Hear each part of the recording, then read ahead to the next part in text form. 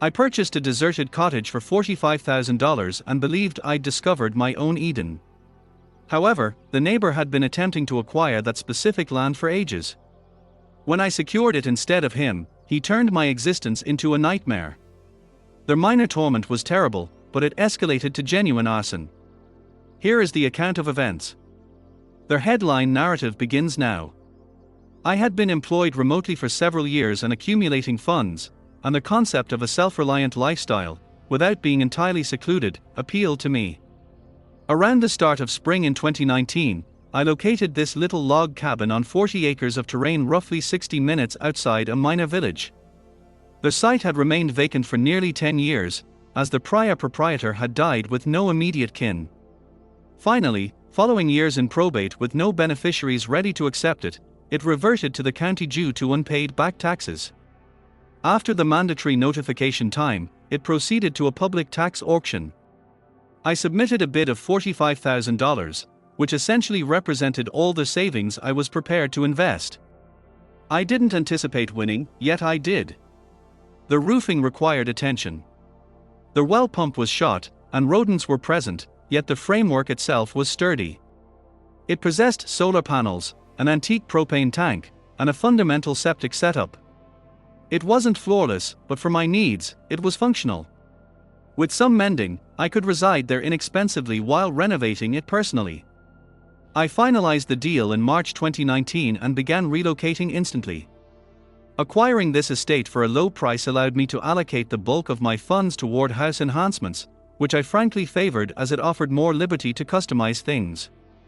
My closest neighbor resided roughly a quarter-mile away. I didn't give him much thought initially, aside from observing he owned substantial machinery, tractors, ATVs, fencing stuff, and similar items. And his plot was much bigger, though mainly pasture. On my first day laboring there, he cruised past slowly, lowered his window, and inquired if I was the purchaser, to which I replied, "Yeah." He simply scowled, gestured, and motored away. That was the initial red flag, although I hadn't recognized it then. A week subsequently, he returned while I was taking lumber off the truck. He began posing various inquiries, such as the cost of the land, if I intended to vend, my plans for the site, and virtually anything regarding my new land pretty much. I informed him I was renovating and intended to dwell there. He scowled once more but clarified he'd been attempting to purchase the land for years, yet his petitions were constantly delayed until the estate went to auction. He received notice, but it was abrupt enough that he'd completed another significant acquisition just prior, leaving him with insufficient funds to succeed at the auction. I attempted courtesy. I remarked that my timing must have simply been fortuitous. It was a slight jest since his mood seemed poor, yet he didn't chuckle. He merely uttered, "Guess so," and drove off. From that point, matters became strange. Within 2 weeks, he initiated petty actions. One morning, he positioned his truck midway across the shared dirt access road while I was attempting to transport gravel. It wasn't technically his soil, but it traversed between our lots, and he utilized it as well. When I requested he relocate it, he feigned bewilderment, claiming he was merely resting, whatever that implied. Another instance, I discovered deep tire tracks cutting through the fringe of my lot where a vehicle had driven following rain. I didn't witness him, but the ruts pointed back toward his fence line. Then the rumors began in the nearby small town. The neighborhood hardware store clerk, who was amicable with everybody, nonchalantly noted that the neighbor had been claiming I was operating an illicit dumping site. Supposedly, he told folks I was entombing refuse and contaminating the creek due to a compost pile and scrap wood in the rear. Completely mad and patently untrue. I chuckled initially, but then one afternoon, a sheriff's deputy actually arrived answering a grievance regarding so-called unauthorized dumping. He glanced once, observed a few sacks of soil and wood pellets, and expressed regret for consuming my time.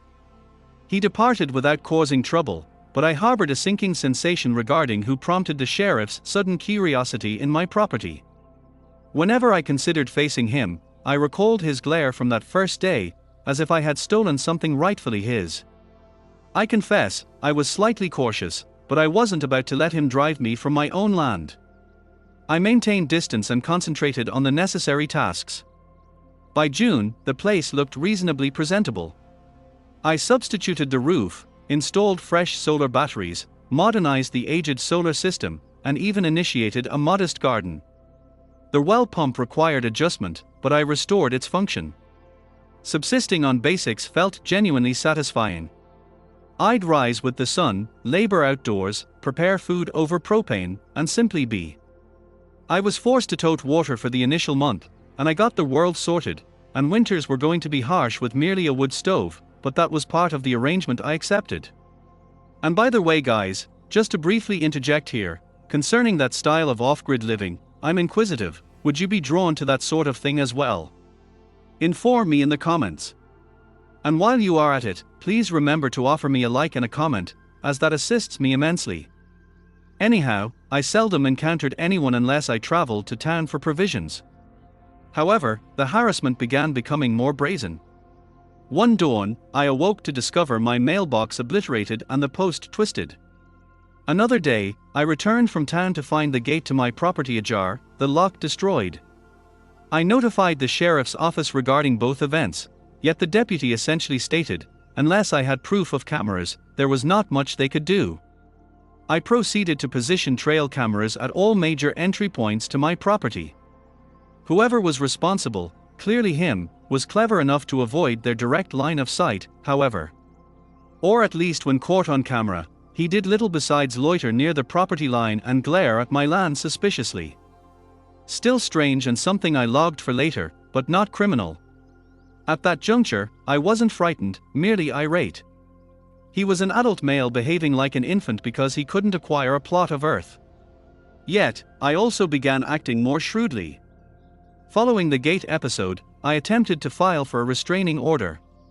However, the judge declared the evidence was too circumstantial, no explicit footage of him committing illegalities, merely dubious conduct. The judge advised recording everything and returning if matters escalated. Looking back, I regret not pressing harder, but at the time, I believed the legal system would shield me if I simply adhered to the process.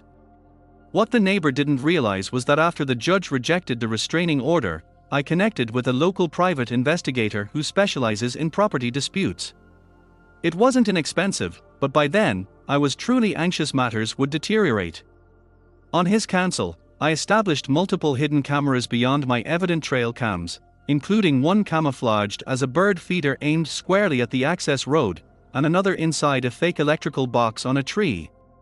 These were superior quality compared to the trail cams and operated on a cellular connection that uploaded footage to cloud storage in real time.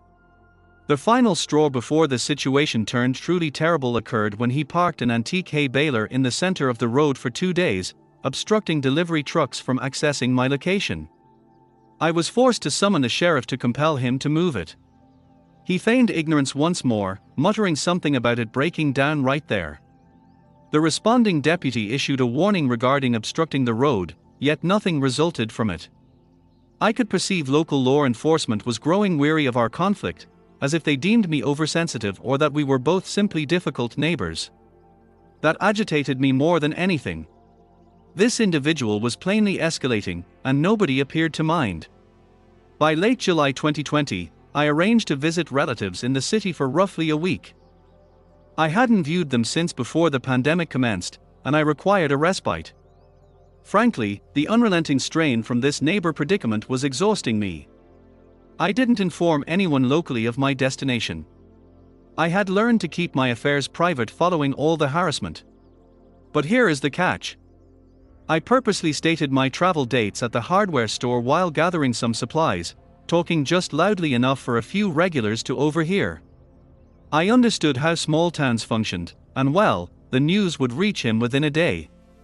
If he was plotting something, I wanted him to believe he possessed a clear window. And I desired my cameras recording.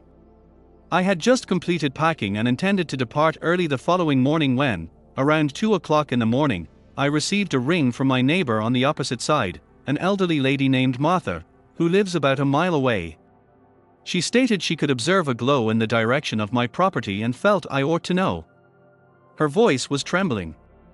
I didn't even hesitate. I dressed and raced out there as swiftly as possible. When I approached, I could discern the glow from miles away. By the time I reached the site, the fire department was already present, and the cabin was entirely consumed by fire. The heat was so profound I couldn't get within 50 feet. I remained there witnessing everything I possessed burn down. The solar panels were bursting like firecrackers. The propane tank had already been deactivated by the fire crew, thank God. Otherwise, it could have been even worse. I stood there for what felt like hours watching them soak what remained of my house as deputies quizzed me regarding the scenario, and the fire chief informed me later it was undeniably arson. There were accelerant patterns beginning near the porch, multiple ignition points, and no lighting or electrical cores. They gathered soil samples and combed through the debris for proof, and the investigation in total spanned months. They questioned everyone in the vicinity, reviewed security footage from the gas station in town, and tracked cell phone records.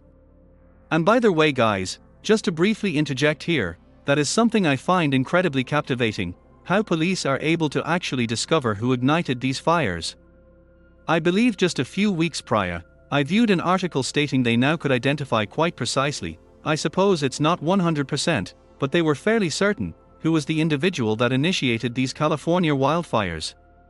I think in the past this wouldn't have been feasible, but then again, it remains impossible to prevent, it appears, regrettably.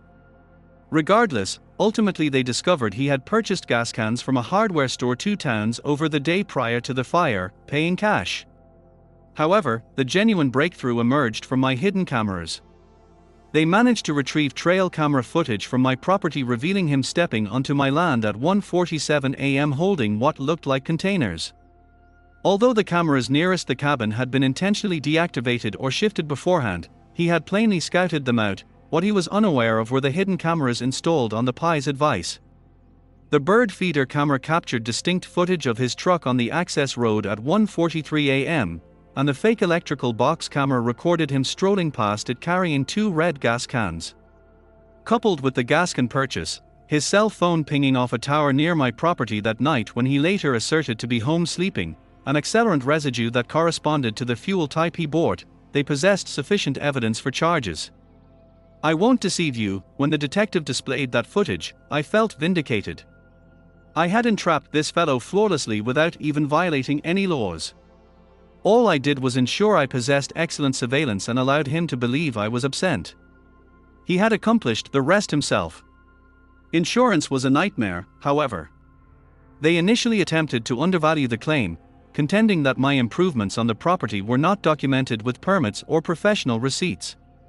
Since I had performed the majority of the labor myself and paid contractors in cash for certain projects, I had to struggle significantly. After supplying my bank statements demonstrating material purchases, before and after photos I had uploaded to social media, and testimony from the local hardware store owner regarding my consistent buying over more than a year, they finally disbursed a reasonable settlement for the structure and contents minus the deductible. But even with lawyer fees included in the calculation, I was still down about 15 grand when everything was finalized. Furthermore, I lost a great deal. Tools, solar gear, personal items, objects I will never be able to retrieve or substitute. My grandmother's quilt, photos from college, a guitar I'd owned since high school. The insurance funds didn't restore any of that.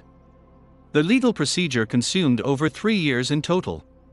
The inquiry alone lasted 8 months, followed by another year.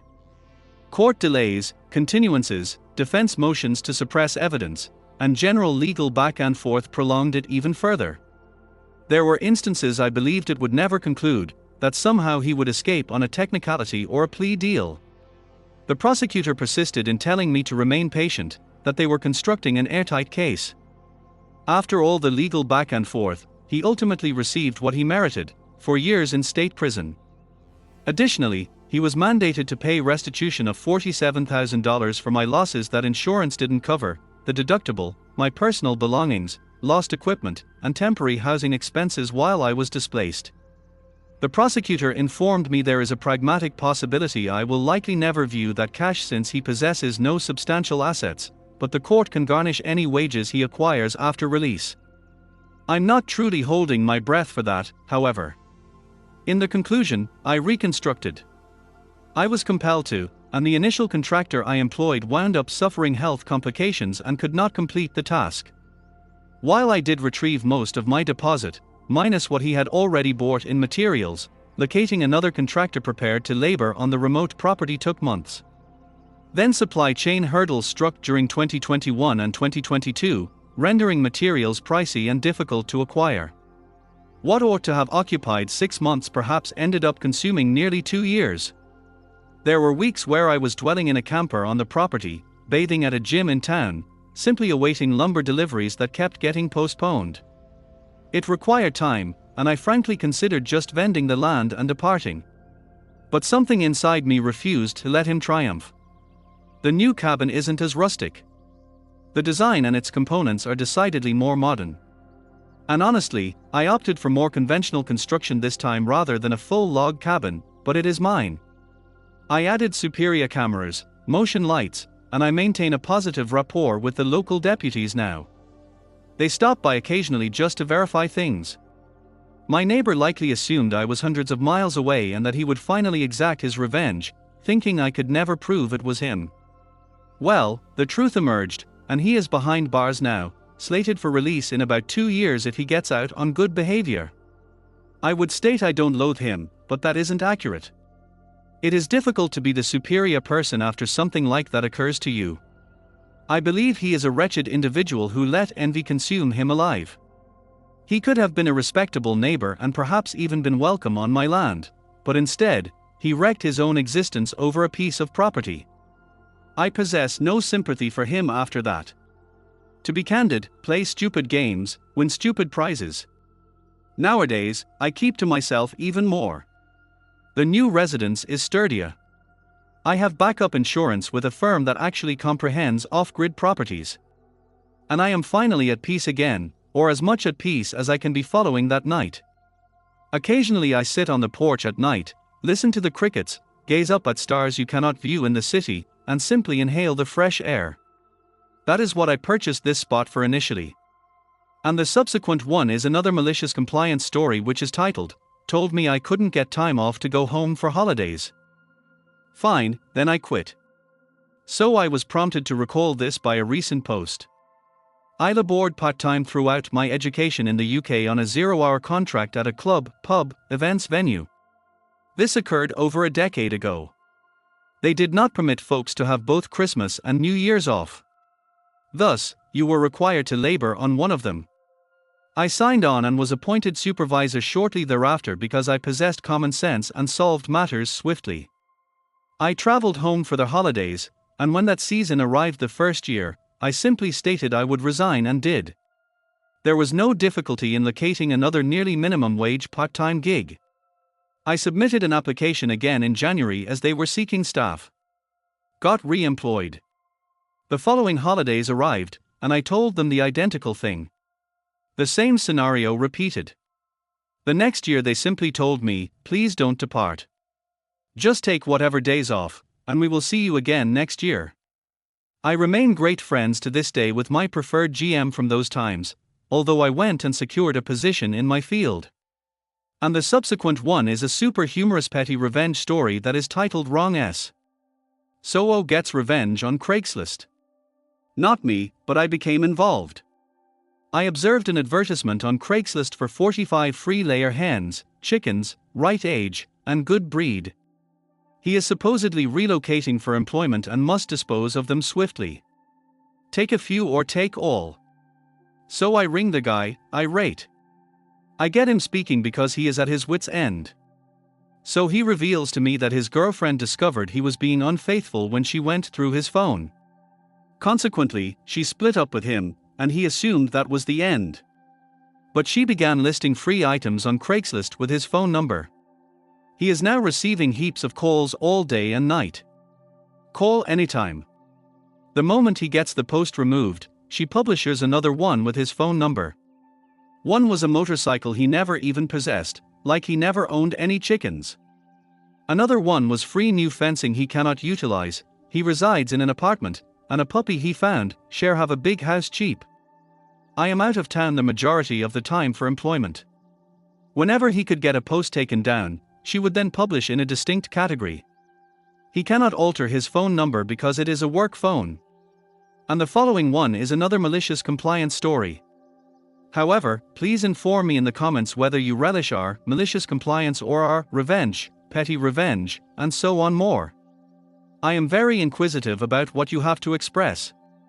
In my initial employment, I labored in IT as an access and permissions administrator at a huge corporation with substantial technological debt. The setting involved custom software dating back to the Windows 9X and even DOS era. Initially, the task was quite monotonous, entailing a lot of back and forth correspondence between multiple departments. We had to guarantee that each staff member possessed the requisite training and documentation to access data in the scope requested by their supervisor. Additionally, we required sanction from the manager of the department pertinent to the system role in question. On top of that, the firm's excessive paper-only bureaucratic workflow made the labor proceed at a snail's pace. A single SAP account for a blue-collar labor necessitated at least 3 forms signed by distinct individuals. The heads of departments answerable for signing those documents did not feel any rush to dispatch them to us swiftly. A prime illustration of this is when I myself waited over 2 weeks after being recruited in the IT department before my initial account was even established.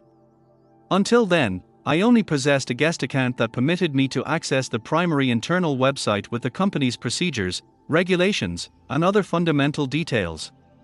Up to this juncture, each signed form had to be physically transported to us, which was agonizingly sluggish given that the company had multiple branches. So, we resolved to automate away the paperwork. Our initial move was to permit the utilization of scanned documents. It was a partial triumph. While it eradicated the courier delays, administration still obliged us to sign the physical copies afterward, which we mass stamped at the conclusion of each month. While the subsequent step was to introduce a fully electronic workflow, we encountered significant opposition from upper management. So we had to compromise on a system that mostly mimicked the existing paper processes. Despite this, it was a game changer. We constructed presets that managers could choose and tailor as needed using data from these customizations to generate better-fitting presets. We also engineered workflows that automatically produced and assigned subtickets for requisite approvals and monitored how long it took, dispatching reminders if necessary. And finally, we secured an approval from HR to access layoff data to generate user block and removal tickets. Sometime after we unveiled the new system, the HR and payroll manager raised a big commotion. She was livid that her team was still waiting weeks to obtain their permission and queried whether all our labor had been for naught. That really struck a chord with me. Inside, I was elated, but I did my utmost to maintain a neutral expression. At that time, we were laboring on summary reports with burndown and bottleneck charts, and I already realized that tickets requesting HR and payroll access were spending over most of their lifespan awaiting her or one of her sub-managers to approve them. The manager instantly went on the defensive, asserting that she couldn't keep up with the volume of tickets. She then demanded a modification. She desired any request from her employee to be automatically approved within the relevant scope of their subdepartment.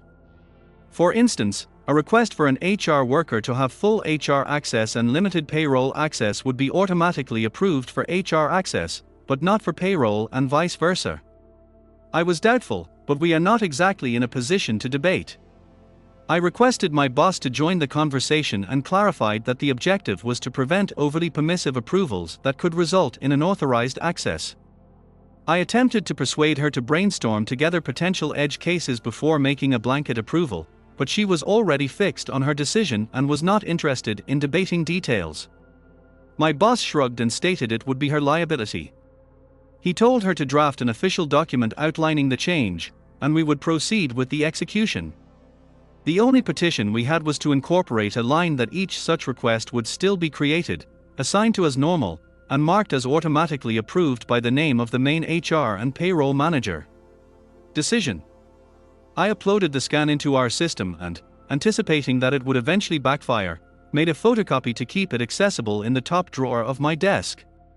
The original copy went to the archive. A few weeks later, she stormed into our room. The velocity with which she flung open the door made it evident that she was furious.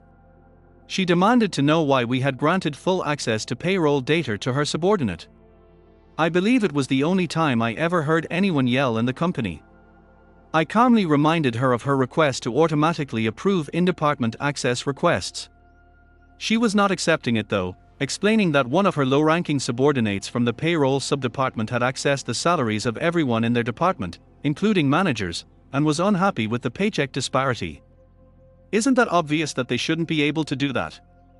Well, yeah, to a human. But that decision was automated away by your request. I handed her a copy of the document she had signed, which instructed us to automatically approve any and all such tickets without exception. Immediately afterward, she asked us to roll back the change while she wrote up another document to cancel the previous one. In the following days, she meticulously reviewed all those tickets and requested us to reduce access for several users. I have to concede she did a thorough job and maintained a good pace in reviewing new requests, doing it daily instead of once every week or two as before. In the end, though, we managed to distill a subset of permissions that could be approved automatically and proceeded to implement a similar approach with other departments. P.S. I don't know whether that payroll employee managed to get the raise, but I'm certain they were not fired as we did not receive any tickets to block or remove any accounts from that department in the following months. And the next one is a very intriguing petty revenge story which is titled, I Got a Little Girl in Trouble on Purpose. So I have a 1-year-old son and we decided to visit the playground one day. On this day a bunch of kids were there, among whom was a bratty 4-year-old or so girl who had a mean streak to her. My son, who didn't know any better, went close to her and she just tells him, "What are you doing here? You're not invited here." I agree. I sort of didn't like my son being bullied, but I figured he does not comprehend these things yet. And I did not want to be one of those sensitive helicopter parents who shield their kids from everything. So, I just took my son and we played elsewhere. Later on, I see that her grandma was there. And it seemed like she's not one of those loosey-goosey grandmas. So, while the girl was close to her grandma, and it dawned on me that I could bait her to be mean to my kid in front of Granny. So, I placed my son close to her since I figured out he wouldn't understand anyways. And it worked. The kid said, "You're not welcome here. Go away." And her grandma heard it and she got in trouble. The grandma said they will now go home since she cannot be nice. She fought it but couldn't do anything. Part of it, I think, Granny just wanted to go home. And yeah, guys, thank you for watching. I will see you again tomorrow. And don't forget to subscribe if you haven't.